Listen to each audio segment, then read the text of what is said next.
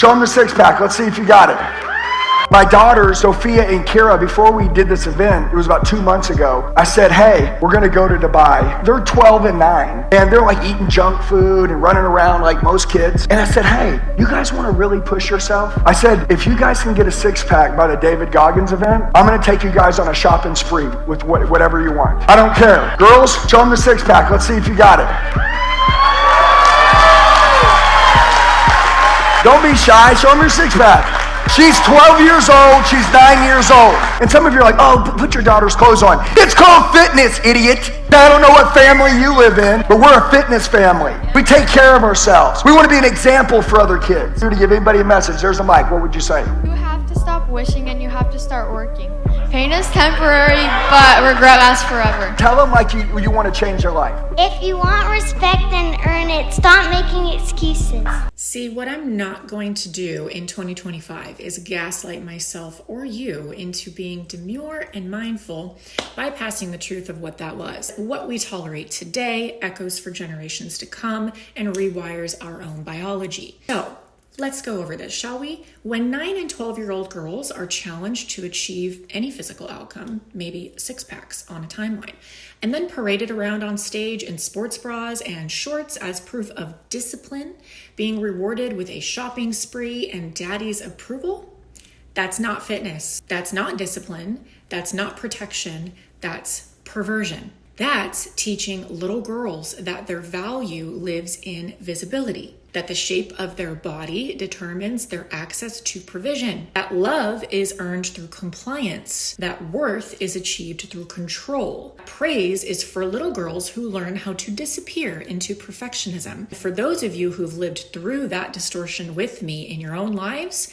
where our beauty wasn't about vitality or joy or resilience, it was about being seen, being small, being thin, being controlled, we know exactly what that does to a girl's spirit and to her nervous system. We know how it warps her sense of self-worth and teaches her that shrinking herself wins her love, that hunger is admirable, and that disembodiment is a requirement for her to be accepted. We know how those messages get codified into the psyches and body, how the shame, the striving, the pressure, and bends itself into our fascia, our breathing patterns, our hormonal rhythms, our identity. We know the body dysmorphia that gets sanctified by metrics and mistaken for success, where obsessing over aesthetics is praised, and where starving ourselves is framed as self-control, where suffering becomes a badge of honor because the culture has taught us that beauty means pain and approval means survival. This is how identity fractures are forged in the counterfeit flames of false polarity, where distorted masculinity masquerades as strength, and the feminine is forced to earn her place by conforming to a mold she was created to break. This is how a young girl's nervous system gets hardwired and hijacked with the beliefs: I am only safe when I am seen, when I perform, when I comply, when I parrot brainwashed quotes, or I am only seen when I silence my wants and needs, suppress the truth, and contort myself into what pleases men, because their approval is the currency I was conditioned to believe I had to earn with my body. It's how the body learns that pressure equals protection, that stillness is laziness, that rest is rebellious, and that disobedience to the image will cost her love, belonging, security, and provision. This is not discipline, it's indoctrination. Between the ages of 9 and 12, a young girl's world begins to shift, not just emotionally, not just socially, but biologically at the cellular level. She's entering a sacred portal.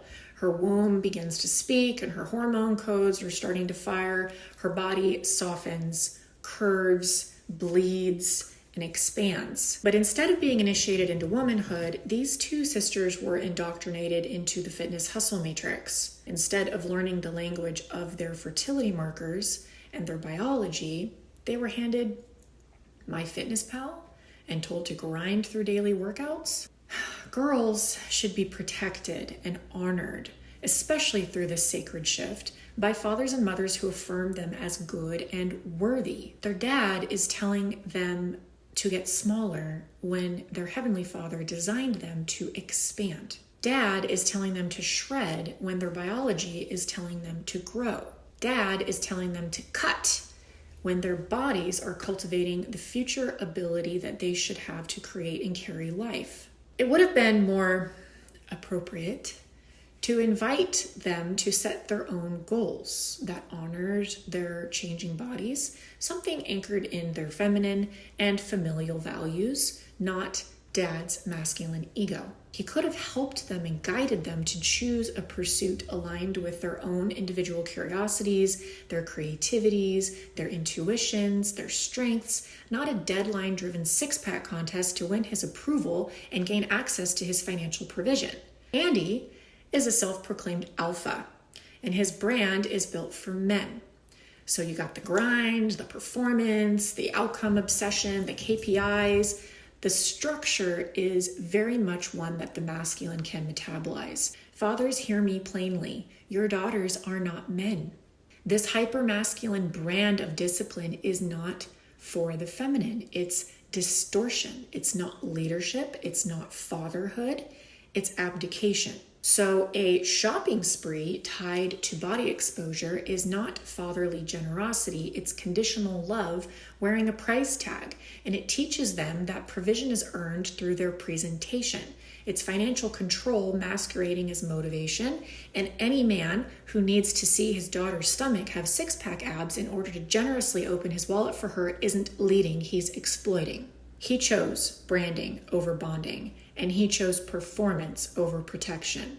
I do not respect any man who chooses to parade his half-naked daughters onto a stage to be visibly consumed by a room full of men and then preemptively gaslight and call anyone who questions him about their lack of clothing an idiot. I will not stay silent while grown men parade girlhood on stages set to sell masculinity in rooms of men too weak and or perverted themselves to name it for what it is, the desecration of God's divine order.